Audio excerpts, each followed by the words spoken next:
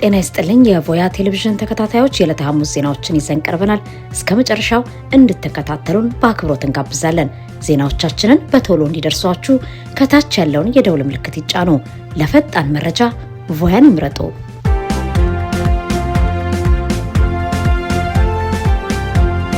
የጦርነት ዳመና በአፍሪካ ቀንድ ሱዳን በኢትዮጵያ ድንበር ላይ ከባድ የጦር መሳሪያዎችና ሰራዊቷን በገፍ እያዘመተች ነው። የአፍሪካ ቀንድ የፖለቲካ ትኩሳት ዳግም ወደ አደገኛና ፈንጂ ረገጥ ቀጠናነት ተሸጋግሯል። የሱዳን ጦር አዲስ አበባ ለ3 ዓመታት ሲታመሱበት በቆየው የእርስ በርስ ጦርነት አማጽያኑን ከጀርባ እየደገፈች ነው የሚል እጅግ ከባድና አደገኛ ውንጀላ በማቅረብ በኢትዮጵያ ድንበር አቅራቢያ ቁጥሩ በውል ያልታወቀ ግዙፍ ጦርና ጸረ አውሮፕላን ወይም አንቲ ኤርክራፍት መሳሪያዎችን እያንቀሳቀሰ ይገኛል። ይህ ጦርነት ነጋሪት የሚመስል አሳሳቢ የጦር ሰራዊት ክምችት በብሉ ናይል ግዛት በከፍተኛ ሁኔታ እየተካሄደ ያለው የሱዳን ወታደራዊ መንግስት ኢትዮጵያና የተባበሩት አረብ ኤምሬትስን ባልተጠበቀና ድንገተኛ ድርጊት አጥብቆ ከወነጀለ በኋላ መሆኑ ነገሩን የባሰ አሳሳቢ አድርጎታል።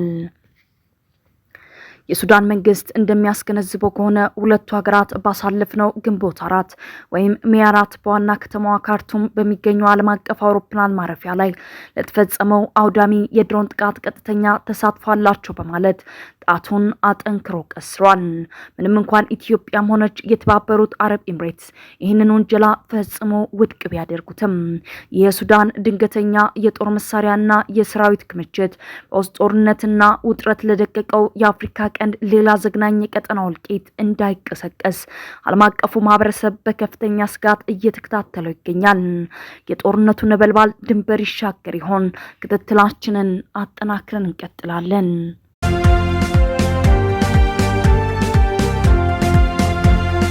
የደብረ ጽዮን ቡድን በትግራይ ክልል አዲስ የአስቸኳይ ጊዜ አዋጅ ሊያውጅ እንደሚችል ምንጮች ገለጹ። በትግራይ ክልል በህወሓት የፖለቲካ አመራሮች መካከል የተፈጠረው የውስጥ ልዩነት እየተባባሰ መምጣቱን ተከትሎ በዶክተር ደብረጽዮን ገብረ ሚካኤል የሚመራው የፓርቲው ክንፍ በክልሉ የአስቸኳይ ጊዜ አዋጅ ለማወጅ በዝግጅት ላይ መሆኑን የተለያዩ የውስጥ ምንጮች ለዛሀበሻ እየጠቆሙ ይገኛሉ። መረጃዎቹ እንደሚያመላክቱት ይህ እርምጃ ከኤርትራ መንግስት ጋር በተደረገ የጋራ ምክክር ሊወሰድ የታሰበ ነው የሚሉ ከባድ ውንጀላዎችም እየተነሱ ነው። ለዚህ ድንገተኛ የአስቸኳይ ጊዜ አዋጅ እቅድ እንደ መነሻ ተደርገው ከተጠቀሱት ጉዳዮች መካከል ወጣቶችና የቀድሞ ታጣቂዎች ዳግም ወደ ትጥቅ ትግል ላለመግባት የሚያሳዩት እንቢተኝነት እንዲሁም ማህበረሰቡ ልጆቹን ለጦርነት ላለመላክ የያዘው አቋም ዋነኞቹ ናቸው። በተጨማሪም ጀነራል ታደሰ ወረደ ስልጣን እንዲያስረክቡ የቀረበላቸውን የሽምግልና ጥያቄ ውድቅ በማድረግ ከኃላፊነታቸው ገለል ማለታቸው ሁኔታውን ይበልጥ እንዳወሳሰበው በዘገባዎች ተገልጿል። ምንጮች እንደገለጹልን አዋጁን ለማወጅ የታሰባቸው ዋነኛ ግቦች ተብለው ከተዘረዘሩት ውስጥ ጥሪ ያልተቀበሉ ወጣቶችን በግዳጅ ወደ ማሰልጠኛ ካምፖች ማስገባት እንዲሁም በሰራዊት ውስጥ ያሉ ተቋሚ አመራሮችና አባላትን በቁጥጥር ስር መዋል ይገኙበታል። ከዚህም ባሻገር የጀነራል ታደሰ ወረደን ቢሮ በመክፈት እና አቶ ገብሬ ዴላን ጨምሮ በዙሪያቸው ባሉ አመራሮች ላይ እርምጃ ለመውሰድ እንዲሁም ቁልፍ የፖለቲካ ተቃዋሚዎችን ለኤርትራ መንግስት አሳልፈው እስከ መስጠት የሚደርስ እቅድ መኖሩን ምንጮች በማመላከት ላይ ናቸው። የህግ ባለሙያዎችና ፖለቲካዊ ታዛቢዎች በበኩላቸው በኢትዮጵያ ህግ መሰረት የክልል መንግስታት የአስቸኳይ ጊዜ አዋጅ ማወጅ የሚችሉት ከከባድ የተፈጥሮ አደጋ፣ የጎርፍ መጥለቅለቅ ወይም ከህዝብ ጤና ጋር በተያያዘ ወረርሽኝ ሲከሰት ብቻ መሆኑን ያስታውሳሉ። በመሆኑም አሁን በትግራይ ክልል ሊወሰድ የታሰበው ይህ እርምጃ ፖለቲካዊና ወታደራዊ ዓላማን ያነገበ በመሆኑ ልክ እንደ ሰሜን እዙ ጥቃት ክልሉን ወደ ሌላ አዲስ የትጥቅ ግጭት ሊያስገባው ይችላል የሚል ጠንካራ ስጋት መፍጠሩን ጉዳዩን በቅርበት የሚከታተሉ አካላት እየገለጹ ይገኛሉ።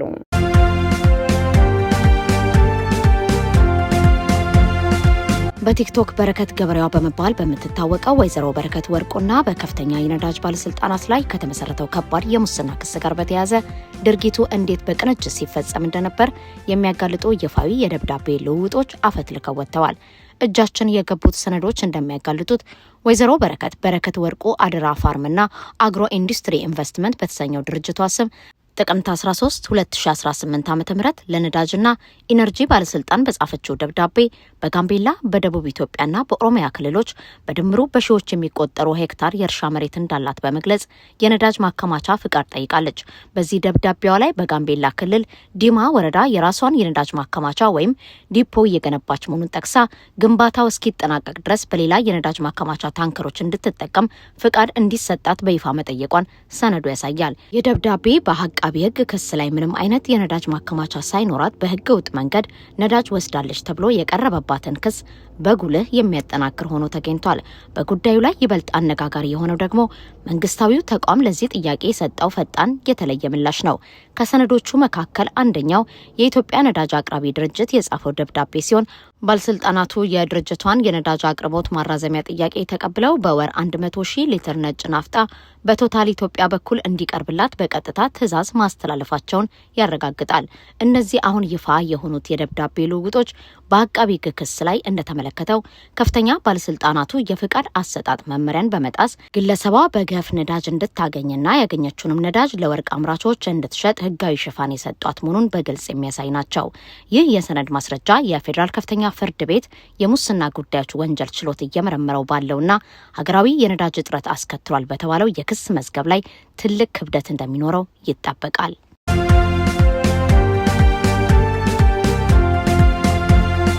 በስደተኛ ካምፕ ውስጥ የሚገኙ የትግራይ ተወላጅ ወታደሮች የሱዳን ጦር ኃይል እንዲቀላቀሉ ጥሪ ቀረበላቸው። በካርቱም ዓለም አቀፍ አውሮፕላን ማረፊያ ላይ ከቀናት በፊት የተፈጸመው ጥቃት በፖርት ሱዳንና በአዲስ አበባ መንግስት መካከል ውጥረት መፍጠሩ ይታወቃል። ይህንን ተከትሎ በሱዳን ስደተኛ ካምፕ የሚገኙ የትግራይ ተወላጅ ወታደሮች አጣብቂኝ ውስጥ መግባታቸውን አፍሪካን ኢንተለጀንስ ዘግቧል። እንደ ዘገባው እነዚህ ወታደሮች የቀድሞው የአብዬ ግዛት ሰላም አስከባሪ ኃይል አባላት የነበሩ ናቸው። ወታደሮቹ በአሁኑ ወቅት በሱዳን ገዳሪፍ ግዛት በሚገኘው ኦምጋርጉር የስደተኛ ካምፕ ውስጥ እንደሚገኘው የጠቆመው ዘገባው እነዚህ ወታደሮች የሱዳን ጦር ኃይልን እንዲቀላቀሉ ጥሪ እንደቀረበላቸው አስረድቷል። የጦር ኃይሉን መቀላቀል ካልፈለጉ ሀገሪቱን ለቀው እንዲወጡ እንደተናገራቸውም አስታውቋል።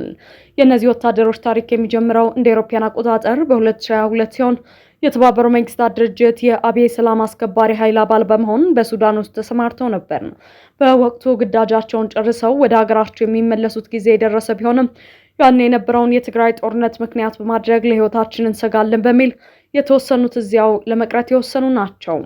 እነዚህ የቀድሞ ሰላም አስከባሪ ወታደሮች በወቅቱ ቁጥራቸው ወደ 528 ገደማ የነበረ ሲሆን በርካቶቹ ወደ ሀገራቸው ተመልሰዋል። አሁን በስደተኞች ካምፕ ውስጥ የሚገኙት 110 ያህል ወታደሮች መሆናቸውን ዘገባው አስረድተዋል።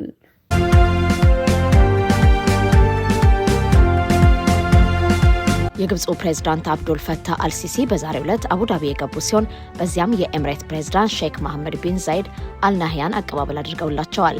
ይህንን ጉብኝት ያደረጉት ማክሰኞ ዕለት ኢራን የፈጸመችውን ጥቃት በተመለከተ በስልክ ከፕሬዝዳንቱ ጋር መወያየታቸውን ተከትሎ ነው። በስልክ ንግግራቸውን የኢራን የድሮን ጥቃት አጥብቀው እንደሚያወግዙ የገለጹት ፕሬዝዳንት አልሲሲ ዛሬ ደግሞ በአካል ተገኝተው ይህንን አቋማቸውን እንደገለጹ የግብፅ ፕሬዝዳንት ጽሕፈት ቤት አስታውቋል። ሁለቱ መሪዎች በአቡዳቢ ዓለም አቀፍ አውሮፕላን ማረፊያ ባደረጉት በዚህ ውይይት በተጨማሪም በቀጠናዊ በሁለትዮሽ ጉዳዮች ላይ እንደሚመክሩ አስረድተዋል።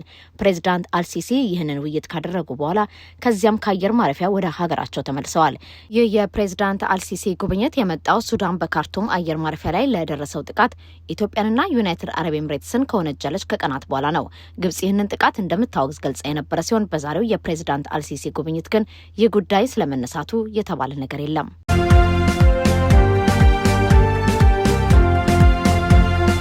የሱዳን ፈጥኖ ደራሽ ኃይል ጦር ዋና አዛዥ የሆኑት መሐመድ ሐምዳን ዳጋሎ ወይንም ሄሚቲ በሱዳን ጦር ኃይል ላይ የሚሰነዝሩትን ጥቃት እንደሚቀጥሉ ገለጹ። በንግግራቸው ወታደራዊ ግጭቱ እንደሚቀጥልና ሰላም እንዳይመጣ የሱዳን የጦር አመራሮች ተጠያቂ አድርገዋል። ሄሚቲ ባልታወቀ ቦታ ለጦር መኮንኖቻቸው ትላንትና ባደረጉትና ባሰራጩት ንግግራቸው ግጭቱን ለማስቀረት በተደጋጋሚ የተኩስ አቁም ጥሪ ቢያደርጉም መልስ ማጣታቸውን ገልጸዋል። ሲናገሩም ፈጣሪ ምስክሬ ነው፣ እኛ ጦርነት እንዲቀጥል አንፈልግም፣ ነገ ሳይሆን ዛሬ ቢቆም ደስ ይለናል ካሉ በኋላ በአንድ ወገን ፍላጎት ብቻ ጦርነት እንደማይቆም ገልጸዋል። ሲቀጥሉም የጦር ኃይላቸው ለድርድር የሚያቀርበው ጥሪ በተሳሳተ መንገድ እንደ ድክመት ወይም እንደ ሽንፈት እንደሚቆጠርባቸው ጠቅሰው ይሁንና ንግግርን መፈለግ የመዳከም ምልክት ሳይሆን የተራዘመ ጦርነት ምንም ጥቅም እንደሌለው ማመን መሆኑን አስረድተዋል። ሚቲ ይህ ጦርነት ከተጀመረ ወዲህ የጦር ኃይላቸው በከፍተኛ መጠን መጨመሩን ሲገልጹም ጦርነት በተጀመረ ጊዜ 143,000 ለስነ ምግባር የሚገዙና ደሞዝተኛ ወታደሮች ነበሩን። አሁን ግን ቁጥራቸው 450,000 ላይ ደርሷል ብለዋል። ይህ ከመደበኛው ተቀናቃኛቸው ጦር ኃይል የበለጠ ድጋፍ ያላቸው መሆኑን እንደሚያሳይ አስረድተዋል። ችግሩ በሰላም የማይፈታ ከሆነ በጦርነት መቀጠላቸው አይቀሬ መሆኑን ገልጸዋል። ሲናገሩም ይህ ጦርነት ምን ያህል ጊዜ እንደሚፈጅ የሚታወቅ ነገር የለም። እነሱ 33 ዓመታትን እንደሚፈጅ ተናግረዋል። እኛ ግን እስከ 40 ዓመትም ቢሆን እንዲቀጥሉ እንነግራቸዋለን። ምንም ችግር የለብንም በማለት አስረድተዋል። በንግግራቸው ላይ የአሁኑን የሱዳን ጦር ኃይል አመራሮች የአይኤስ እና የሙስሊም ብራዘርሁድ ተወካዮች በማለት የጠቀሱት ሄሚቲ ከጦርነቱ አንስቶ በጦራቸው ላይ ክህደት እንደፈጸሙባቸው ከሰዋል። የጀነራል አልቡርሃን ጦር ኃይልን ሰላማዊ ሰዎችንና መሰረተ ልማቶችን ኢላማ በማድረግ ጥቃት እንደሚፈጸሙ አድርገው የገለጹት ሄሚቲ ጨምሮም የእሳቸው ጦር ግን በስነ ምግባር እንደሚንቀሳቀስ አስረድተዋል ሲል ሱዳን ትሪቢዮን ዘግቧል።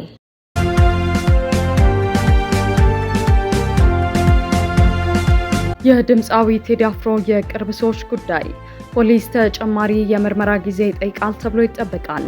የፌዴራል ፖሊስ በቁጥጥር ስር የዋላቸው የድምፃዊ ቴዎድሮስ ካሳሁን ወይም ቴዲ አፍሮ ምክትል ስራ አስኪያጅና ሌሎች የቅርብ ሰዎችን ጨምሮ 8 ተጠርጣሪዎች የተሰጠባቸው የምርመራ ጊዜ በማብቃቱ ነገ ፍርድ ቤት ይቀርባሉ።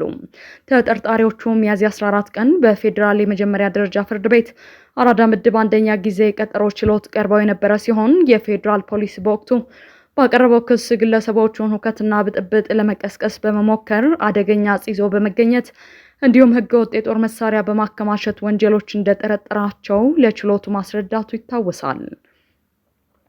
ፖሊስ በተጠረጠሩበት ወንጀል ላይ ተጨማሪ ማጣራት ለማድረግ የ14 ቀናት የምርመራ ጊዜ ጠይቆ ፍርድ ቤቱ የፖሊስን ጥያቄ በመቀበል መፍቀዱንና ለግንቦት 30 ቀን ተለዋጭ ቀጠሮ መስጠቱ አይዘነጋም። በዚህ መሰረት ለፖሊስ የተፈቀደው የምርመራ ጊዜ ነገ የሚያበቃ በመሆኑ ተጠርጣሪዎቹ ፍርድ ቤት የሚቀርቡ ይሆናል።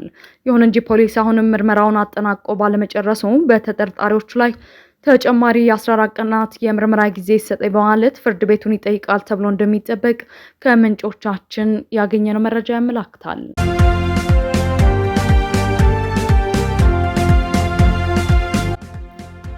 በትግራይ ክልል የሰላም ስምምነቱ ሙሉ በሙሉ ባለመተግበሩ የኢንዱስትሪ ዘርፍ ከባድ ቀውስ ውስጥ መሆኑ ተገለጸ።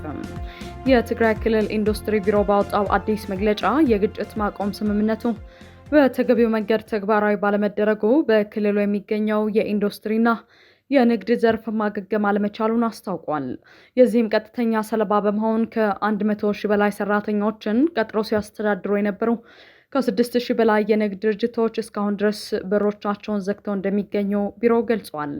የክልሉ ቴሌቪዥን የቢሮውን ሪፖርት ጠቅሶ እንደዘገበው በጦርነቱ ምክንያት ክልሉ ካስተናገደው አጠቃላይ ጉዳት አንጻር ሲታይ ከጦርነቱ በፊት ተቋቁመው ከነበሩት የንግድ ድርጅቶች ውስጥ 95 በመቶ የሚሆኑት ሙሉ በሙሉ ወድመዋል። ከዚህ ግዙፍ ውድመት በተጨማሪ አሁን ላይ ዘርፉን ክፉኛ እየፈተኑት አንገብጋቢ ችግሮች ከፍተኛ የባንክ ዕዳ ጫና፣ የነዳጅና የጥሬ ዕቃ እጥረት፣ የመሰረተ ልማት መውደም እንዲሁም የፋይናንስና የንግድ እንቅስቃሴ ገደቦች መሆናቸው ተመላክቷል። የትግራይ ኢንዱስትሪ ቢሮ ይህንን የተንሰራፋ ችግር ለመፍታትና ዘርፉን ለመታደግ ከፌዴራል መንግስት ከፍተኛ ባለስልጣናት ጋር ተደጋጋሚ ውይይቶችን ማድረጉን ጠቅሶ ይሁን እንጂ እስካሁን ድረስ ምንም አይነት ተጨባጭ መፍትሄ ሊገኝ አለመቻሉን አስታውቋል። ከዚህ ጉዳይ ጋር በተያያዘ የክልሉ ጊዜያዊ አስተዳደር ከጦርነቱ በፊት ጀምሮ በክልል ውስጥ ሲንቀሳቀሱ ለነበሩ ኢንዱስትሪዎችና የንግድ ድርጅቶች የተሰጠው የባንክ ብድር ሙሉ በሙሉ እንዲሰረዝላቸው ለፌዴራል መንግስቱ ተደጋጋሚ ጥያቄዎችን ሲያቀርብ መቆየቱ የሚታወስ ቢሆንም የዘርፉ ተዋናዮች ግን አሁንም መፍትሄያቸው በከባድ የኢኮኖሚ ቀውስ ውስጥ መሆናቸውን የቢሮ መረጃ በጉልህ ያሳያል።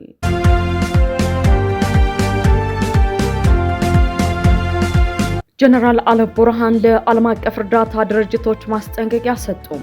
በሌተናል ጀነራል አብዱል ፈታህ አልቡርሃን የሚመራው የሱዳን ወታደራዊ መንግስት በዛሬው ዕለት ለዓለም አቀፍ የሰብአዊነት በጎ አድራጎት ድርጅቶች ጠንካራ ማስጠንቀቂያ ሰጥቷል። ሱና የተሰኘው የዜና አገልግሎት እንደዘገበው የውጭ ጉዳይ መስሪያ ቤቱ ዛሬ የተባበሩት መንግስታት ድርጅት የሰብአዊ እርዳታ ማስተባበሪያ ቢሮ ወይም ኦቻን ጨምሮ ሁሉንም የእርዳታ ድርጅቶች ተወካዮች በመጥራት የሀገሪቱን አቋም ገልጾላቸዋል። በተጨማሪም የሰብአዊ እርዳታ አቅርቦትን በተመለከተ አዲስ የወጣውን መመሪያ አስታውቋቸዋል። በዚህ መሰረት ማንኛውም ዓለም አቀፍና አገር በቀል የእርዳታ ድርጅት ከ30 ቀናት ባልበለጠ ጊዜ ምዝገባ ማድረግ እንደሚገባው የተገለጸ ሲሆን እነዚህ ድርጅቶችም በ45 ቀናት ውስጥ በሀገሪቱ ከሚገኝ ህጋዊ መንግስታዊ ተቋም ጋር የቴክኒክ ስምምነት ማድረግ እንዳለባቸው ተነግሯቸዋል። የሌተናል ጀነራል አልቡርሃን መንግስት ይህንን አዲስ መመሪያ ለማውጣት የተገደደው ተቀናቃኙ ፈጥኖ ደራሽ ኃይል የወሰደውን እርምጃ ተከትሎ ነው። በሙሐመድ ሐምዳን ዳጋሎ የሚመራው ፈጥኖ ደራሽ ኃይል በተቆጣጠራቸው አካባቢዎች የራሱን ትይዩ መንግስት የመሰረተ ሲሆን ጠቅላይ ሚኒስትርን ጨምሮ የተለያዩ መንግስታዊ ተቋማትን መሰየሙ ይታወቃል። ከዚህም በላይ በትይዩ መንግስት ውስጥ የሰብአዊ እርዳታን አቅርቦት የሚያስተባብር ብሔራዊ የሰብአዊ እርዳታ አቅርቦት ባለስልጣን የሚል ተቋም መመስረቱን ይፋ አድርጓል። የሌተናል ጀነራል አልቡርሃን መንግስት ዛሬ ባወጣው መመሪያ እርዳታ ድርጅቶች በትይዩ መንግስቱ ከተቋቋሙ መስሪያ ቤቶች ጋር መስራት እንደማይችሉ ከልክሏል። ማንኛውም አይነት እርዳታ በራሱ የመንግስት መዋቅር በኩል እንጂ በሌላ መንገድ ማቅረብ እንደማይቻልም አስጠንቅቋል። ከዚህ ውጪ በትይዩ መንግስቱ በተመሰረተው ብሔራዊ የሰብአዊ እርዳታ አቅርቦት ባለስልጣን በኩል እርዳታ ለማቀበል የሚሞክረው ዓለም አቀፍ ድርጅቶች የሀገሪቱን ሉዓላዊነት እንደጣሱ እንደሚቆጠር ማሳሰቢያ ሰጥቷል።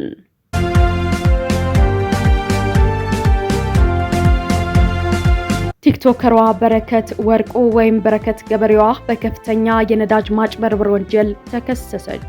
የኢትዮጵያ ነዳጅና ኢነርጂ ባለስልጣን ምክትል ዋና ዳይሬክተርን፣ የኢትዮጵያ ነዳጅ አቅራቢ ድርጅት ዋና ዳይሬክተርን እንዲሁም በማህበራዊ ሚዲያ በረከት ገበሬዋ በመባል በቲክቶክ የምትታወቀውን ወይዘሮ በረከት ወርቁን ጨምሮ ሌሎች ግለሰቦች በአገር አቀፍ ደረጃ ለተፈጠረው የነዳጅ እጥረት ምክንያት በሆነ ከባድ የሙስናና የኮንትሮባንድ ወንጀል ተጠርጥረው ክስ ተመሰረተባቸው።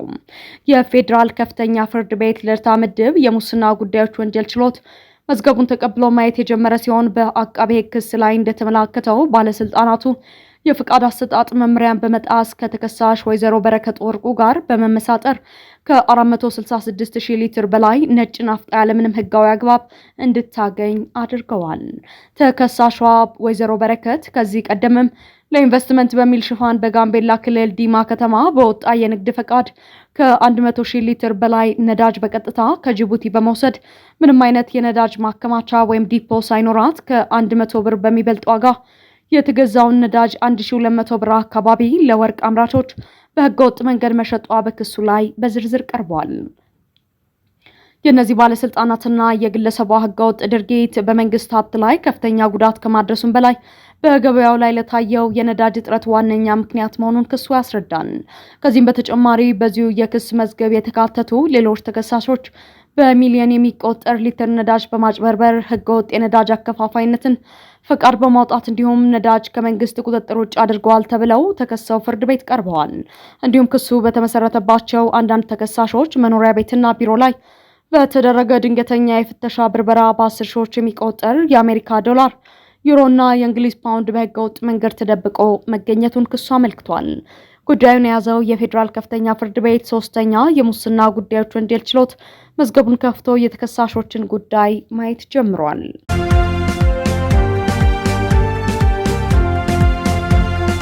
የሩሲያ የድል በዓል የፊታችን ቅዳሜ የሚከበር ሲሆን ይህንን አስመልክቶ ነገና ከነገ ወዲያ የተኩስ አቁም እንደሚደረግ ቢገለጽም ውጥረቱ ግን ቀጥሏል። ባለፉት ቀናት በሁለቱ ሀገራት ዋና ከተሞች ላይ የተካሄደው ጥቃት የተኩስ አቁም እውን መሆኑን አጠራጣሪ አድርጎታል። የዩክሬን ፕሬዝዳንት ዘለንስኪ ከሮብ ሜይ 6 ቀን አንስቶ የተኩስ አቁም እንደሚደረግ አስታውቀው የነበር ቢሆንም ለዚህ ግን ሩሲያ መልስ አልሰጠችም ነበር። መሆኑም ሁለቱም ሀገራት ጥቃት መሰንዘራቸውን የቀጠሉ ሲሆን የክሬምሊን ቃል አቀባይ ዲሚትሪ ፔስኮቭ ዛሬ በሰጡት መግለጫ ግን ተኩስ አቁሙ አርብና ቅዳሜ ማለትም ሜይ 8 እና 9 መሆኑን ገልጸዋል። ከደህንነት ስጋት አኳያ በሞስኮ ይከናወን የነበረው ወታደራዊ ትርኢትም እንደወትሮው በቀይ አደባባይ እንደማይደረግ ገልጸው ትርኢቱ ስሮቭ በተሰኘው ወታደራዊ ትምህርት ቤት እንደሚደረግ አስታውቀዋል። እንዲሁም የጦር መሳሪያ ትርኢቱ በኦንላይን የሚቀርብ መሆኑን ገልጸዋል። ከሞስኮ ለቀረበው የተኩስ አቁም ጥሪ ፕሬዝዳንት ዘለንስኪ በሰጡት መልስ እያንዳንዱ ቀን ለሩሲያ ይህንን ጦርነት ለማቆም እድል የሚፈጥር ነው። ለወታደራዊ ትርኢት ብቻ የኛ ፍቃድ ለሰዓታት መጠበቅ ምንም ዋጋ የለውም በማለት የገለጹ ሲሆን ይህም የተኩስ አቁም ጥርጣሬ ውስጥ እንዲገባ አድርጎታል።